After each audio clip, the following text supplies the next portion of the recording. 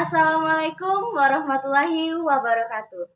Halo semua, perkenalkan nama saya Selina Dia Effendi dengan NIM 1902030037. Saya merupakan mahasiswa Universitas Bina Insan, Fakultas Komputer, Program Studi Sistem Informasi. Di sini saya berada di kelas SI Reguler A2 semester 6. Video ini saya buat untuk menjelaskan materi mengenai pemasaran online menggunakan media sosial.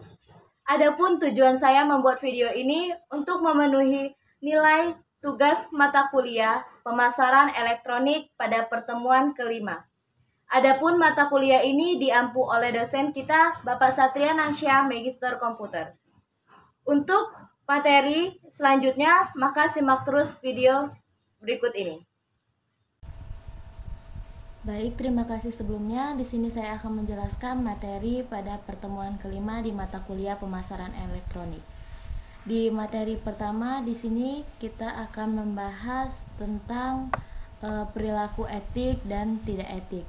Dimana sebenarnya untuk materi etika ini kita sudah membahas sebelumnya di semester 5. Tapi apabila ada teman-teman yang belum mempelajari materi tersebut, di sini nanti kita akan bahas. Dan untuk teman-teman yang sudah mempelajari materi ini, saya untuk mengingatkan kembali.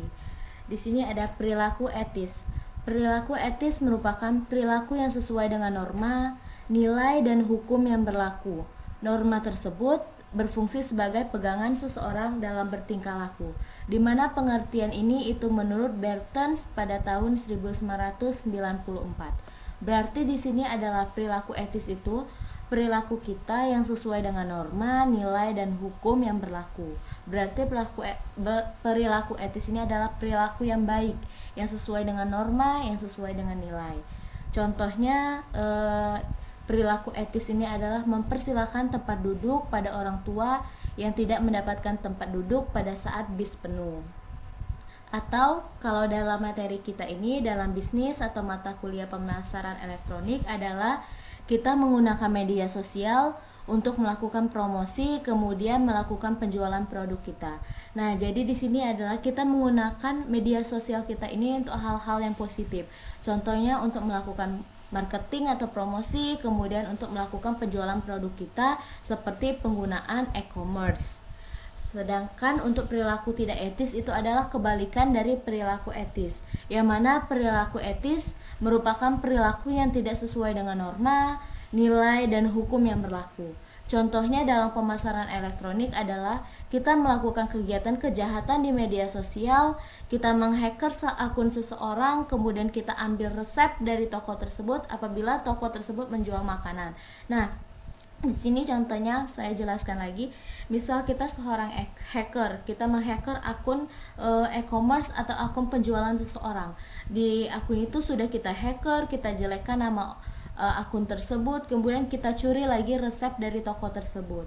Nah, di mana perilaku ini berarti kita tidak sesuai dengan norma, nilai, dan hukum, bukan? Maka dari itu, contoh ini termasuk perilaku yang tidak etis atau perilaku yang tidak sesuai dengan norma. Nah, karena apabila kita ingin bersaing, maka bersainglah dengan sehat dan sesuai dengan norma-norma yang berlaku. Hindari untuk perilaku yang tidak etis, karena perilaku tersebut juga yang akan menghancurkan karir kita ke depannya. Kemudian di sini ada ciri-ciri atau karakteristik etika. Yang pertama, etika bersifat mutlak atau absolut. Etika merupakan sifat mutlak atau absolut, berarti sebuah etika berlaku untuk siapa saja, di mana saja, dan kapan saja. Etika sebagai prinsip yang tidak dapat dinegosiasikan dan tidak pula tergantung dengan dasar moral yang berubah-ubah. Sebagai contoh, membunuh, merampas, atau hak milik orang lain merupakan perbuatan dan tindakan yang tidak bermoral, apapun alasannya. Apapun alasan kita melakukan kejahatan, baik terdesak ataupun karena emang kebiasaan, tetap itu disebut perilaku yang tidak beretika. Maka dari itu etika itu bersifat mutlak atau absolut. Dia tidak memikirkan apapun alasannya dan apapun itu tujuan dari perbuatan tersebut. Kemudian ada kedua, etika tetap berlaku meskipun tanpa disaksikan oleh orang lain. Umumnya, etika tetap berlaku meskipun tidak disaksikan oleh siapapun. Hal itu karena etika berkaitan dengan hati nurani dan prinsip hidup manusia yang baik. Sebagai contoh, apabila ada individu yang mencuri meskipun tak diketahui orang lain, tetap saja itu merupakan suatu tindakan yang melanggar etika dan norma yang berlaku. Sehingga bagaimanapun juga moral dari individu tersebut akan buruk meski tidak terjerat oleh aparat penegak hukum sekalipun. Nah, meskipun kita mencuri atau melakukan hal-hal lain namun tidak disaksikan oleh orang lain, itu tetap termasuk perbuatan yang tidak beretika atau perbuatan yang melanggar norma. Jadi etika itu tetap berlaku meskipun tidak disaksikan oleh orang lain. Kemudian, etika berhubungan dengan cara pandang batin manusia. Etika yakni cara perspektif batin yang berhubungan dengan baik dan buruknya suatu perbuatan yang dilakukan oleh manusia atau individu. Pada hakikat, setiap manusia tentu diajarkan berbagai hal yang boleh dan tidak boleh dilakukan. Maka lambat laun manusia akan mengetahui perkara yang baik dan buruk sehingga akan terbentuk dan tertanam di hatinya. Hal ini tentunya akan memunculkan perdebatan dalam diri manusia apabila ingin melakukan perbuatan yang buruk atau jahat. Nah, di sini otomatis dari kecil juga kita sudah dijelaskan mana yang termasuk etika baik dan yang mana termasuk etika buruk. Mungkin masih kecil kita masih belum mengerti, namun lambat laun itu kita akan mengerti. Nah, maka dari ini itu etika itu berhubungan dengan cara pandang batin manusia. Jadi kita sudah mengetahui mana yang baik, mana yang buruk, maka kita akan melakukan suatu kegiatan itu sesuai dengan cara pandang dan batin yang kita lakukan. Kemudian ada etika berhubungan dengan perbuatan, perilaku, dan tingkah laku manusia. Etika sangat erat kaitannya dengan perilaku, perbuatan, dan tingkah laku suatu individu. Dengan begitu, umumnya etika akan terbentuk secara alami akibat adanya perilaku, perbuatan, dan tingkah laku dari individu tersebut. Perilaku dan perbuatan yang buruk dianggap sebagai etika yang buruk, sedangkan perilaku dan perbuatan yang baik maka dianggap sebagai etika yang baik pula. Intinya, bagaimanapun juga etika sangat amat berkaitan dengan perilaku dan perbuatan yang dilakukan oleh individu itu sendiri. Nah, etika ini juga dicerminkan dari perbuatan dan perilaku serta tingkah laku sehari-hari kita. Apabila kita sering melakukan hal-hal yang positif, maka itu akan mencerminkan kalau kita beretika yang baik. Tapi kalau kita melakukan hal-hal yang negatif, berarti mencerminkan diri kita itu memiliki etika yang buruk. Selanjutnya, di sini ada macam-macam etika. Yang pertama itu ada etika berdasarkan jenisnya. Menurut jenisnya ada 2 jenis etika, diantaranya etika normatif dan etika deskriptif. Berikut penjabarannya secara singkat. Etika normatif. Etika normatif adalah jenis etika yang berusaha menentukan dan menetapkan berbagai perilaku, perbuatan, sikap ideal yang seharusnya dimiliki tiap individu di dalam hidup ini. Berarti di sini etika normatif itu etika yang sudah biasa kita lakukan, menetapkan perilaku, perbuatan, dan sikap kita. Dimana kita kegiatan sehari-hari kita itu melakukan perilaku yang baik ataupun perilaku yang buruk, maka itu akan mencerminkan kita beretika yang baik ataupun beretika yang buruk. Kemudian ada etika deskriptif. Etika deskriptif adalah jenis etika yang berusaha memandang perilaku dan sikap individu serta apa yang individu itu kerja di dalam hidup di atas perkara yang memiliki nilai. Nah, di sini etika deskriptif itu memandang perilaku kita, perilaku sikap individu. Tapi dia juga lebih mementingkan individu apa yang lebih utama individu itu kejar di dalam hidup ini atas perkara yang memiliki nilai. Contoh, seseorang itu lebih mementingkan organisasi daripada akademisi, di mana dia mementingkan organisasi untuk pengalaman diri dia sendiri, untuk pengalaman dia ke depannya. Sedangkan untuk yang si akademisi ini dia mementingkan untuk satu tujuan awal dulu, dia mementingkan akademisi dulu karena saat ini dia sedang menjalankan pembelajaran atau perkuliahan di mana dia harus fokus pada akademisi. Nah, di sini kita bisa tahu kalau etika deskriptif ini itu dibedakan dari apa yang dikejar individu di dalam hidup itu. Nah, berarti dia beretika dua-duanya positif, hanya saja dia lebih mementingkan nilai yang mana yang lebih penting di dalam individu tersebut. Kemudian ada etika berdasarkan cakupannya. Menurut cakupannya ada 2 jenis etika, yaitu etika khusus dan etika umum. Berikut penjabarannya secara singkat. Etika khusus. Etika khusus merupakan jenis etika yang menjadi suatu implementasi dari prinsip atau asas moral di dalam kehidupan individu secara khusus. Nah, berarti etika khusus ini adalah prinsip yang dalam hidup kita. Misal kita ini orangnya yang fokus pada satu tujuan. Nah, berarti di sini kita implementasikan. Jadi kalau sekarang kita statusnya sebagai mahasiswa, kita itu fokus etika sebagai mahasiswa. Kita tidak melenceng ke yang kanan kiri lagi, karena di sini implementasi dari prinsip atau asas moral, di mana individu ini dia berprinsip untuk tetap fokus pada satu tujuan dan dia tidak terpengaruh oleh tujuan-tujuan dan kegiatan-kegiatan lainnya.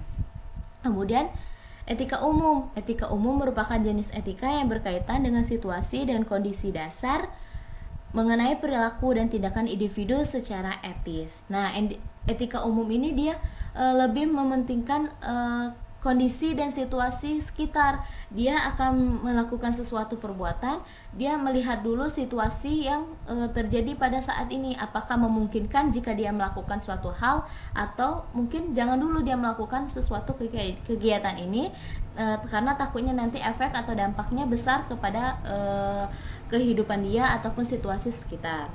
Kemudian ada etika berdasarkan lingkungannya. Berdasarkan lingkungannya ada dua jenis etika, yaitu etika individual dan etika sosial, di mana penjabarannya sebagai berikut.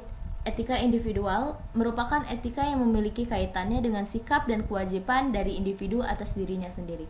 Nah, berarti di sini adalah seseorang itu melakukan kegiatan ataupun melakukan perbuatan itu hanya untuk dirinya sendiri, atas dirinya sendiri. Sedangkan etika sosial merupakan jenis etika yang memiliki kaitannya dengan sikap dan kewajiban serta perilaku suatu individu sebagai umat manusia.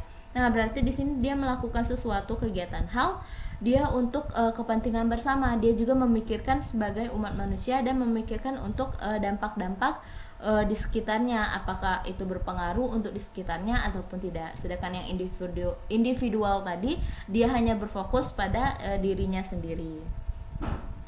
Kemudian ada macam-macam etika. Ada etika berdasarkan sumbernya nih, etika teologis. Etika teologis adalah jenis etika yang berhubungan dengan agama juga kepercayaan suatu individu tanpa adanya batasan pada suatu agama tertentu. Ada dua hal yang ditekankan dalam etika teologis ini. Nah, berarti di sini etika teologis ini jenis etika yang berhubungan dengan agama dan juga kepercayaan. Jadi siapapun itu memiliki hak untuk beragama. Nah, jadi etika teologis ini bagaimana cara dia beretika dan juga berperilaku antara dia dengan Sang Pencipta. Kemudian ada etika filosofis, di mana etika filosofis ini adalah jenis etika yang lahir dari kegiatan berpikir atau berfilsafat yang dilakukan oleh orang individu dan termasuk dalam bagian dari filosofis.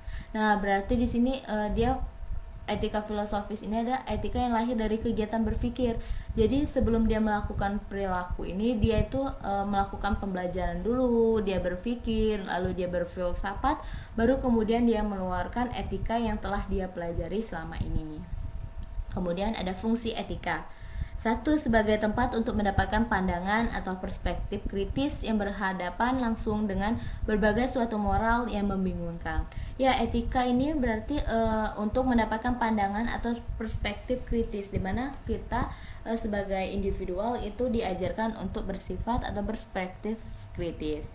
Kemudian guna pandangan atau orientasi etis ini perlu adanya mengambil suatu sikap yang wajar dalam situasi dan kondisi masyarakat yang majemuk atau pluralism. Nah, di sini berarti etika itu mengajarkan kita untuk berpandangan, untuk mengambil suatu sikap yang wajar dalam situasi dan kondisi tertentu. Kemudian yang ketiga ada guna memperlihatkan suatu keterampilan berpikir jernih, yaitu suatu kebolehan untuk berargumentasi secara kritis dan rasional. Berarti di sini etika juga itu mengajarkan kita untuk berpikir keterampilan yang jernih, kemudian kita dibolehkan untuk berargumentasi secara kritis dan rasional. Kemudian yang keempat ada fungsi sebagai pembeda mana yang boleh diubah dan mana yang tidak dapat diubah. Nah, etika ini juga berarti memikirkan perspektif kita. Kita tahu mana yang boleh dilakukan dan mana yang tidak boleh dilakukan, dan mana yang boleh diubah serta mana yang tidak dapat diubah. Kemudian berfungsi menyelidiki suatu konflik atau permasalahan hingga ke akar-akarnya. Nah, dengan etika ini kita juga bisa menyelesaikan atau menyelidiki suatu konflik.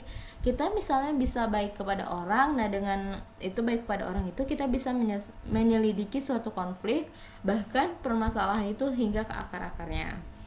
Kemudian yang keenam itu berfungsi untuk membantu sebuah konsistensi, di mana etika ini juga mengajarkan kita untuk membantu sebuah konsistensi, di mana sesuatu hal yang belum konsisten dengan adanya etika ini maka akan membuat sesuatu itu menjadi lebih konsisten.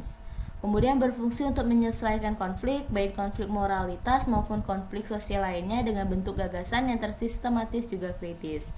Ya, kan ini tadi sama dengan yang nomor 2, di mana kita dengan adanya etika itu kita bisa menyelesaikan konflik, kemudian moralitas maupun konflik sosial lainnya itu dengan berdasarkan gagasan yang tersistematis dan juga kritis.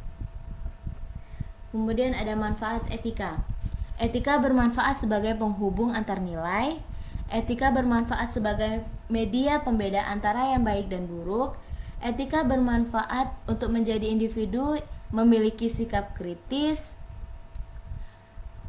Etika bermanfaat sebagai suatu pendirian dalam diri. Etika bermanfaat untuk sesuatu sesuai dengan peraturan. Etika sebagai bentuk mengorbankan sedikit kebebasan dalam dirinya. Etika dapat membantu dalam menentukan pendapat.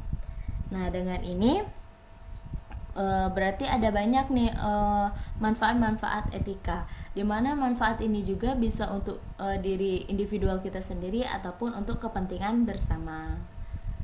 Kemudian untuk materi kedua dan ketiga itu akan dijelaskan oleh teman saya Ramona. Baiklah, di sini saya akan membacakan dua materi. Yang pertama yaitu tanggung jawab sosial perusahaan terhadap stakeholder, dan materi yang kedua pengertian dari media sosial dan viral marketing. Oke, langsung saja yang ke materi yang pertama.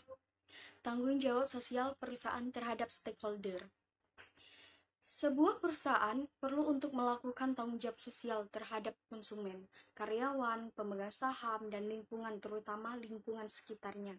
Hal ini dilakukan perusahaan sebagai wujud dari kepedulian perusahaan terhadap semua yang terkait dengan perusahaan. Tanggung jawab sosial perusahaan atau Corporate Social Responsibility, selanjutnya dalam artikel akan disingkat menjadi CSR, adalah suatu konsep bahwa organisasi khususnya, namun bukan hanya perusahaan, adalah memiliki berbagai bentuk tanggung jawab terhadap seluruh pemangku kepentingan, yang diantaranya adalah konsumen, karyawan, pemegang saham, komunitas, dan lingkungan dalam segala aspek operasional perusahaan yang mencakup aspek ekonomi, sosial, dan lingkungannya. Stakeholder adalah kelompok atau individu yang dukungannya diperlukan demi kesejahteraan dan kelangsungan hidup organisasi. Stakeholder ini disebut juga sebagai pemangku kepentingan. Clarkson membagi stakeholder menjadi dua, stakeholder primer dan stakeholder sekunder. Stakeholder primer adalah pihak di mana tanpa partisipasian yang berkelanjutan organisasi tidak dapat bertahan. Contohnya adalah pemegang saham, investor, pekerja, pelanggan, dan pemasok. Menurut Clarkson, suatu perusahaan atau organisasi dapat didefinisikan sebagai suatu sistem stakeholder primer yang merupakan rangkaian kompleks hubungan antara kelompok-kelompok kepentingan yang mempunyai hak, tujuan, harapan, dan tanggung jawab yang berbeda. Stakeholder sekunder didefinisikan sebagai pihak yang mempengaruhi atau dipengaruhi oleh perusahaan, tapi mereka tidak terlibat dalam satu transaksi dengan perusahaan dan tidak begitu penting untuk kelangsungan hidup perusahaan. Contohnya adalah media dan berbagai kelompok kepentingan tertentu. Perusahaan tidak bergantung pada kelompok ini untuk kelangsungan hidupnya, tapi mereka bisa mempengaruhi kinerja perusahaan dengan mengganggu kelancaran bisnis perusahaan. Clarkson dalam artikel tahun 1994 juga telah memberikan definisi yang bahkan lebih sempit lagi, di mana stakeholder didefinisikan sebagai suatu kelompok atau individu yang menanggung suatu jenis risiko, baik karena mereka telah melakukan investasi material ataupun manusia di perusahaan tersebut. Stakeholder sukarela, ataupun karena mereka menghadapi risiko akibat kegiatan perusahaan tersebut. Stakeholder non-sukarela. Karena itu, stakeholder adalah pihak-pihak yang akan dipengaruhi secara langsung oleh keputusan dan strategis perusahaan. Contoh, tanggung jawab sosial perusahaan. Beasiswa Indofood Sukses Makmur atau disingkat BISMA. Setiap tahun, perseroan memberikan beasiswa bagi anak-anak karyawan yang berprestasi. Bantuan beasiswa yang diberikan untuk tingkat sekolah, dasar, sampai dengan perguruan tinggi. Lebih dari 15.000 anak karyawan telah menerima beasiswa ini. Bekerja sama dengan Yayasan Salemba 4 memberikan beasiswa kepada 226 mahasiswa berprestasi dari perguruan tinggi di Indonesia, yaitu Universitas Indonesia, Institut Pertanian Bogor, Institut Teknologi Bandung, Universitas Pajajaran, Universitas Gadjah Mada, Institut Teknologi 10 November, dan Universitas Andalas.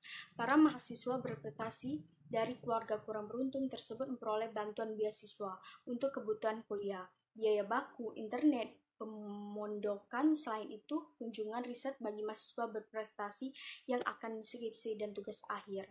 Penerimaan beasiswa dibekali dengan pelatihan kepemimpinan untuk mementingkan kreativitas, membangun percaya diri, sikap disiplin, dan jiwa kewarganegaraan yang positif.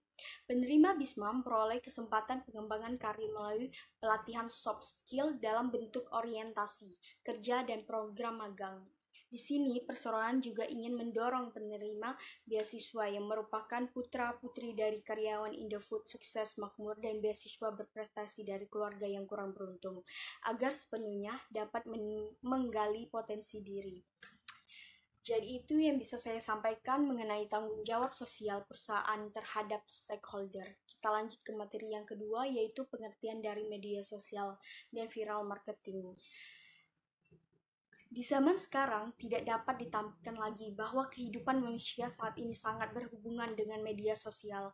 Media sosial memegang peranan penting dan hampir segala lini masyarakat, mulai dari mengirim pesan kepada teman, berbagi informasi, hingga mencari suatu informasi yang sedang hangat di masyarakat. Jadi, tak heran lagi apabila ada yang menyebutkan bahwa media sosial telah menjadi salah satu kebutuhan penting. Hampir setiap orang, kehadiran media sosial di tengah masyarakat era kini telah memberikan manfaat yang sangat besar, terlebih lagi di era pandemi seperti sekarang. Media sosial cukup membantu dalam menghapus jarak antara manusia sehingga efektif untuk mempersingkat waktu dalam berkomunikasi. Namun sesuatu yang memiliki dampak positif yang tinggi tidak menutup kemungkinan dampak negatif yang tinggi pula. Nah, berikut ini akan dijelaskan tentang pengertian dari media sosial. Apa sih sebenarnya media sosial tersebut? Media sosial adalah sebuah media untuk bersosialisasi satu sama lain dan dilakukan secara online yang memungkinkan manusia untuk saling berinteraksi tanpa dibatasi ruang dan waktu. Media sosial ini juga memudahkan para penggunanya untuk melakukan interaksi sosial secara online. Di sana mereka bisa berkomunikasi, networking, berbagi, dan banyak kegiatan lainnya. Media daring yang sering digunakan saat ini adalah Instagram, Facebook, Twitter, dan lain sebagainya. Dan manfaatnya bisa mempertemukan orang dengan ketertarikan yang sama, berbagi informasi secara real time, menjangkau target pasar, meningkatkan sirkulasi informasi. Ada 5 media sosial yang paling banyak digunakan tahun 2021 terakhir ini, yaitu yang pertama, WhatsApp. Aplikasi ini menyediakan layanan pesan dan panggilan hanya dengan internet. WhatsApp dirilis dari tahun 2009 dan menjadi salah satu media yang paling banyak digunakan hingga sekarang. Dan yang kedua adalah Instagram.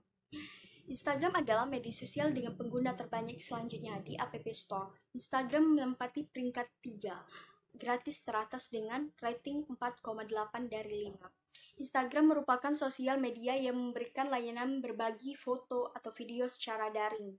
Selain dapat mengunggah foto atau video, Instagram juga mempunyai beberapa fitur lain seperti Insta Stories, IGTV, Reels, Direct Message, panggil video, dan masih banyak lagi.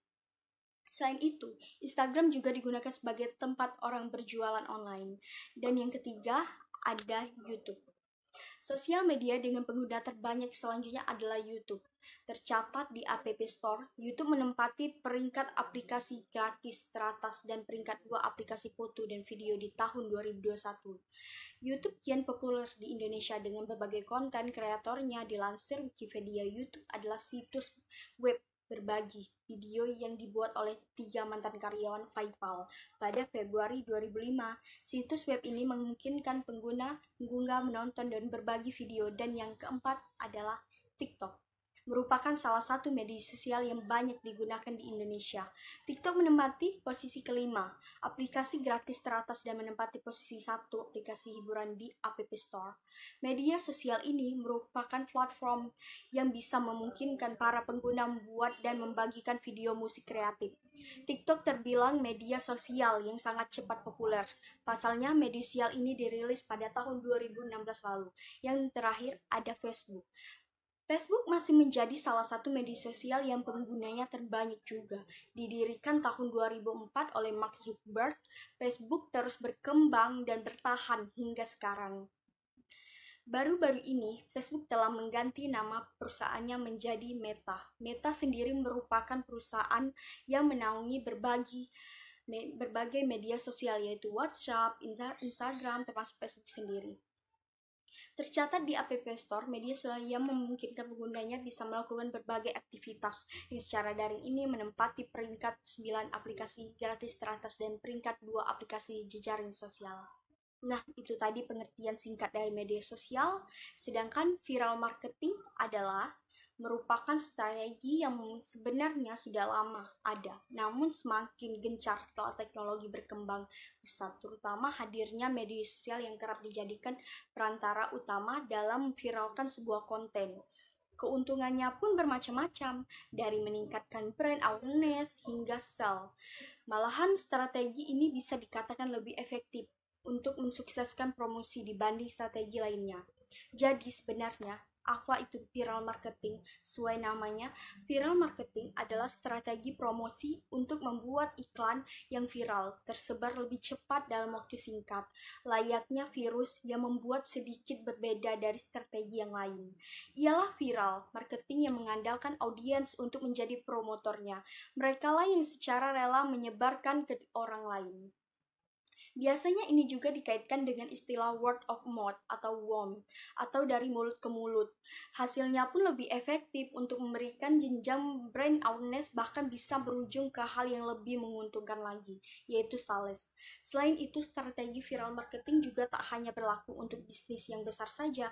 Anda yang baru memiliki bisnis kecil pun bisa menggunakan strategi ini, asalkan konten Anda benar-benar bisa menarik perhatian, dikarenakan penyebarannya yang mudah dan cepat. Media sosial ini seringkali menjadi medium untuk melakukan strategi ini. Namun sebenarnya, medium offline lainnya yang bisa dimanfaatkan seperti billboard, majalah, televisi, dan lainnya. Ada 3 kelebihan dari viral marketing, yaitu menghemat biaya iklan, meningkatkan brand awareness, kesempatan diliput oleh berbagai media, dan tidak hanya itu, viral marketing juga memiliki kekurangan, antara lain berpotensi mendapatkan citra negatif, dianggap spam, dan sulit diprediksi. Baik, itulah 2 materi yang dapat saya sampaikan. Dengan harapan apa yang saya sampaikan teman-teman bisa memahami dengan baik dan teman-teman bisa aplikasikan media sosial dan viral marketing dalam dunia sehari-hari. Terima kasih. Baik, selanjutnya untuk materi keempat, macam-macam pemasaran melalui media sosial. Di sini ada Facebook, di mana kita melakukan pemasaran melalui Facebook. Di sini ada bagian itu namanya marketplace Facebook. Di sini dia bisa menjualkan barang-barang ataupun produk-produk yang ingin dia jual. Di sini ada letak untuk menaruh harga, dan kemudian nanti di kolom komen itu bisa untuk berdiskusi harga untuk kisaran tawar-menawar. Kemudian ada Twitter.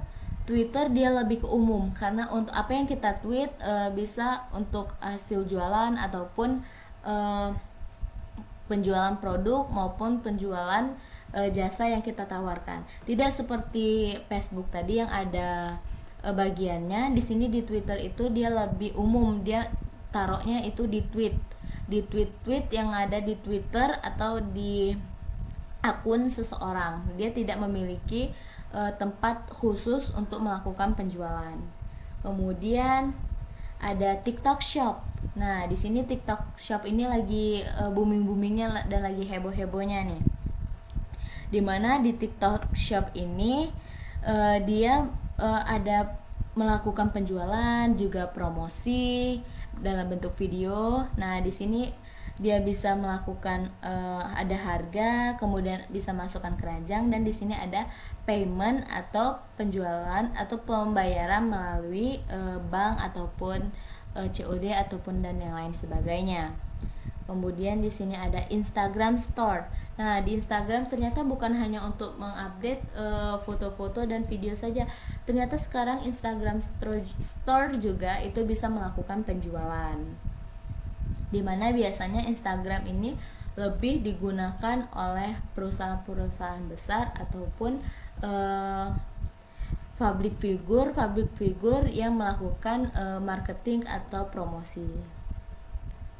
Masuk ke materi kelima, pemasaran menggunakan media video atau disebut juga video marketing. Video marketing adalah suatu metode pemasaran baru dalam marketing online yang menggunakan media video. Video marketing merupakan suatu strategi terbaik pemasaran bisnis atau brand Anda di era digital. Mengapa? Karena jika video marketing telah terkonsep dan menarik hasilnya, video ini bisa menampilkan gambar dan audio secara bersamaan yang mudah diserap audiens, sekaligus mengubah audiens menjadi customer Anda.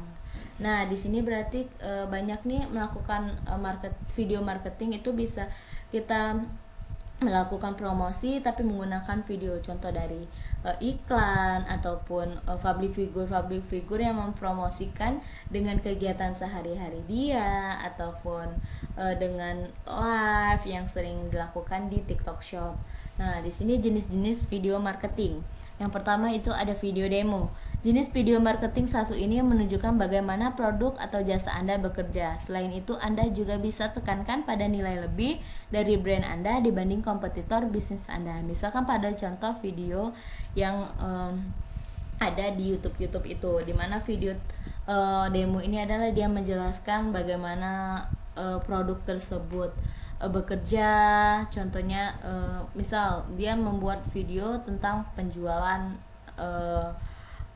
mobil. Nah, di situ dia video demo itu dia menjelaskan bagaimana mobil itu berjalan, kemudian bagaimana keamanan keamanan dari produk mobil tersebut, kemudian dari kapasitas orang di mobil tersebut berapa orang dan sebagainya.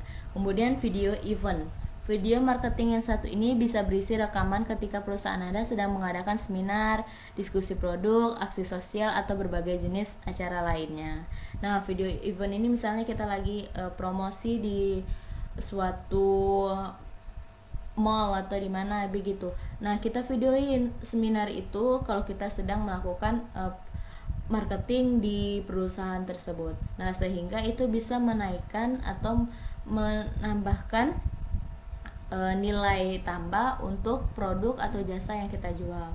Kemudian ada video petunjuk atau edukasi. Video petunjuk atau edukasi ini bisa digunakan untuk mengajarkan customer atau audiens Anda sesuatu yang baru atau mungkin untuk membangun pengetahuan dasarnya yang mereka butuhkan dalam lebih memahami bisnis dan solusi dari brand Anda. Nah, di sini biasanya video petunjuk atau edukasi ini adalah video menjelaskan bagaimana cara kerja dari suatu produk kita, atau edukasi ini biasanya dilakukan dengan tambahan-tambahan animasi sehingga menarik perhatian para customer. Kemudian cara membuat video marketing. Pertama, rencanakan video Anda dengan metodologi inbound. Jangan jauh-jauh untuk outbound, kita bisa rencanakan video kita dengan metodologi inbound. Kita bisa melakukan pembuatan video itu dalam suatu ruangan, tidak harus di luar ruangan. Kemudian buatlah storyboard video Anda. Nah, sebelum kita membuat video, kita rancang dulu mau video jenis apa yang kita buat tadi. Apa mau video demo, atau video kontes, atau video testimoni, atau video yang lainnya. Baru kita buat video tersebut, baru kita ambil gambar tersebut. Kemudian siapkan studio atau tempat rekaman Anda. Nah, untuk hasil yang maksimal, maka siapkan studio atau tempat rekaman yang terpisah, sehingga pembuatan video itu terfokus pada suatu ruangan tersebut dan tidak terganggu oleh suara-suara luar. Kemudian, rekam dan syuting video Anda. Setelah Anda menyiapkan tempat syuting atau tempat pembuatan video, maka lakukan rekam dan syuting video Anda. Dan kemudian terakhir itu lakukan SEO video, agar video kita itu mudah dicari orang, mudah didapatkan orang lain, maka kita bisa daftarkan video kita itu di SEO atau Search Engine Optimization, yang mana materi SEO ini sudah dijelaskan oleh teman kita di minggu pertemuan keempat. Mungkin ini saja yang dapat dijelaskan oleh saya dan rekan saya Ramona. Semoga teman-teman dapat mengerti apa yang kami jelaskan. Kurang dan lebihnya kami mohon maaf, karena kita di sini sama-sama belajar.